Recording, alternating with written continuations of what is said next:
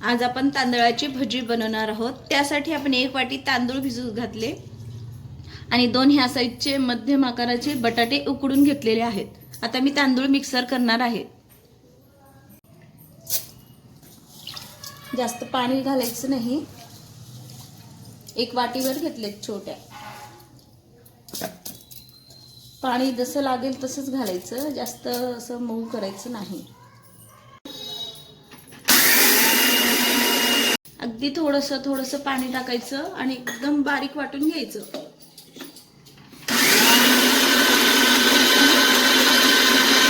बघू शकता किती छान बारीक पेस्ट तयार झालेली आहे। एकदम बारीक झालं, असं बारीक करून टाकायचं बटाटे। आता हे बटाटे असं चांगलं मऊ करून टाकायचे। बघा किती छान आपली पेस्ट तयार झालेली आहे। आता मी हे ह्यात काढून घेत आहे। बघा एकदम सॉफ्ट असं जसं क्रीम असतं ना तसंच व्हायला पाहिजे।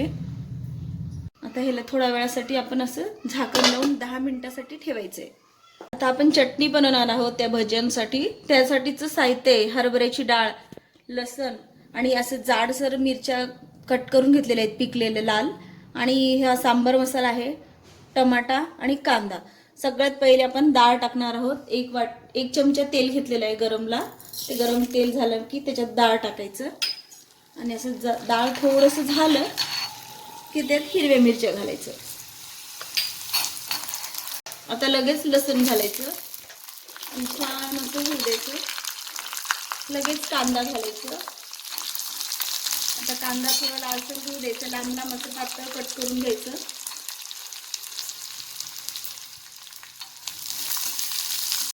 बघा तुम्ही आता गुलाबी कलरचा झालेला आहे कांदा। आता ह्यात टमाटर ऍड करणार आहे मी आणि हे छान असं दमून घ्यायचं।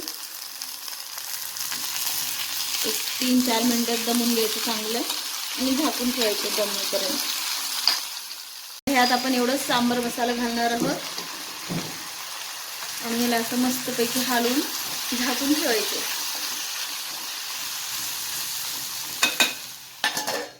ह्याच्यात आता चवीनुसार मीठ घालायचं आणि ह्याला छान असं हलवून असं टमाटे मऊ होईपर्यंत झाले। आता ह्याला असं झाकून ठेवायचं थंड होईपर्यंत।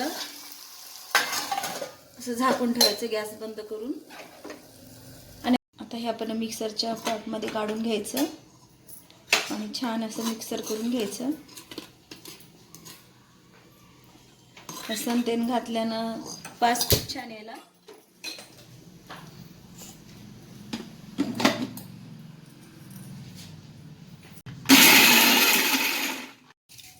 आता ह्या चटणी आपण काढून घेणार आहोत।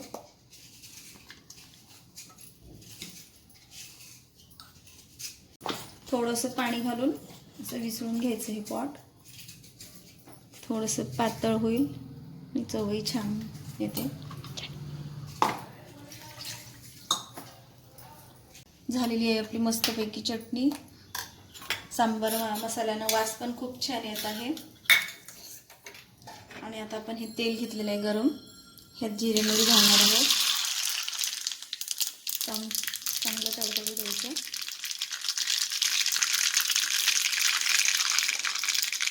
आणि थोडंसं कढीपत्ता घालत आहे मी त्यात। आता हे घालून मस्तपैकी वा काय वास यायला, अप्रतिम झाली अगदी। चला आता आपण पिठाकडे वळूयात।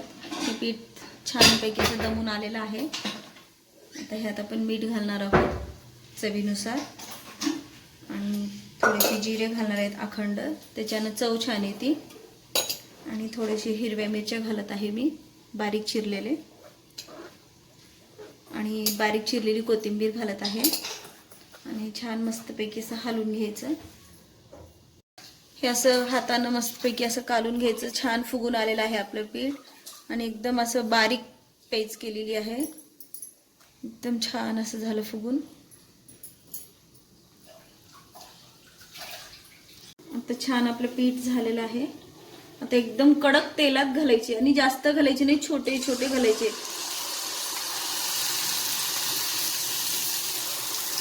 मस्तपैकी असं कुरकुरीत झालेले आहेत. बघू शकता तुम्ही, कलर पण किती छान आलेला आहे.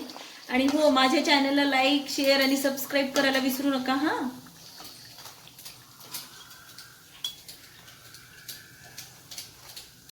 बघू शकता तुम्ही किती क्रिस्पी झालेले आहेत. तुम्ही नक्की ट्राय करा.